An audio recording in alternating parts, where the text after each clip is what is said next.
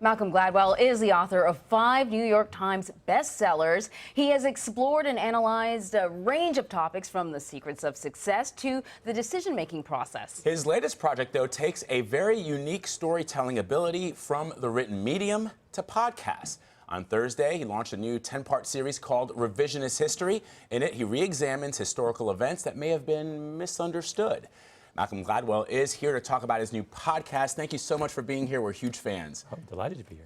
So we want to talk about the podcast, but first we want to talk a little bit about this tragedy in Orlando. In October, you wrote a theory about mass shootings, saying in part that the problem is that young men no longer need to be deeply disturbed to contemplate horrific acts. What do you mean?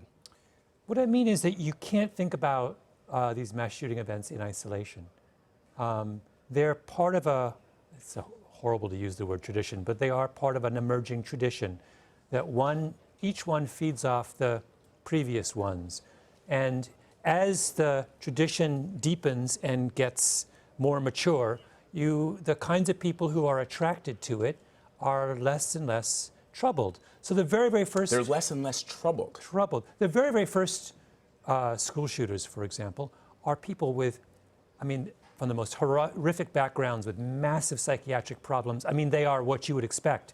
When you look at the kinds of people who are doing it now, they're not normal, but they are a lot more normal than the ones in the beginning. And this is consistent with our understanding of how these kinds of behaviors work, which is the more that kind of behavior gets described and patterned, and the more the script for this kind of behavior is elaborated, the easier it is for people to join in.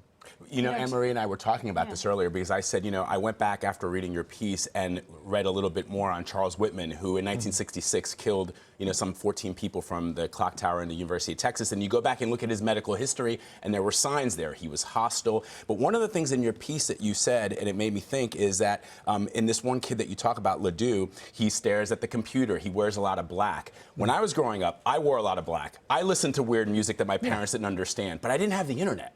Yeah. And has that changed a little bit in the sense that you have more stimuli coming from the internet, but not other pursuits like learning to play the guitar or, being a painter? Like, I'm sure Edgar Allan Poe may have fit this profile, but... No.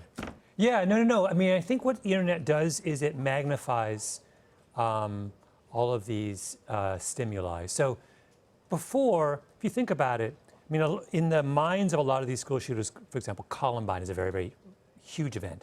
And they're always referencing it and patting themselves after Harris and Klebold. And if you think about that, 50 years ago, the amount you could know about Columbine would have been limited. You'd read the story in the New York Times, maybe there'd be a book written about it. But now on the internet, there is literally an extraordinary community devoted to glorifying Harris and Klebold and Columbine. And so that kid I wrote about becomes immersed, uses the internet to become immersed in that world in a way he would never have been otherwise. So it's the internet isn't introducing it's not like it's introducing a radically new variable in the equation. It's just turning up the volume on everything. Yeah, definitely. We could pick your brain about this for a while, but you did come here to talk about your podcast, Revisionist History. Give us the nutshell. What's the gist of it? It's 10 weeks. 10 shows, and in every show, I take a historical event or a person or a place or a thing, and I re-examine it. I sort of use it. I'm looking for things that are either unjustly forgotten or misunderstood. And so the first episode is about a painting from the late 19th century in England that was briefly the most famous painting in all of England. And I talk about what happened to the artist after it was done. And the artist happens to be a woman. And so the show is all about what does it mean to be the first woman to enter a man's world? And it's a sobering show. And it ultimately leads us up to Hillary Clinton, because that's really the question. What happens to her after she becomes the first woman, if she becomes the first woman? How do you really feel? And I talk about, the first woman to become head of state in Australia, which happened just 5-6 years ago. And her experience is a little bit sobering.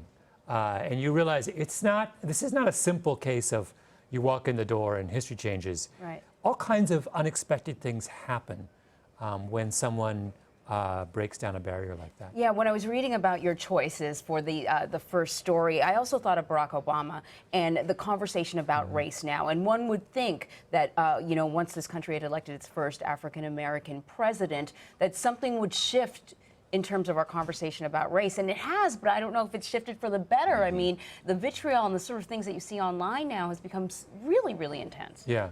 You have to wonder. I mean, I've been asking myself this question throughout, many people have, throughout Obama's presidency, which is, if he wasn't black, if he was white, would the nature of the things that are said about him change?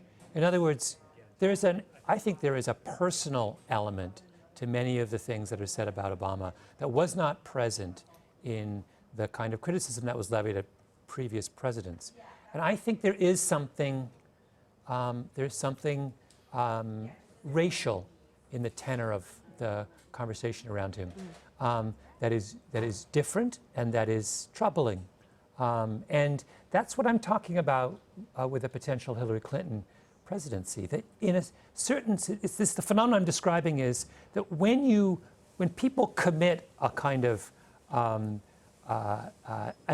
open, non-prejudicial act, like letting a woman in or letting an African American in, or opening the door to some kind of outsider, they then feel free to vent in a way they wouldn't have felt free before. And that's the phenomenon. And you're seeing that even today with the presumptive Republican presidential candidate trying to somehow insinuate that President Obama has some kind of sympathy towards what happened in Orlando with this is, I don't know if there's ever been a case in American history where somebody would say that about a sitting president. We can't wait for all these podcasts. It is so great to have you here with us on CBSN. Thank you so much, Malcolm Gladwell. Thank you. It's a pleasure.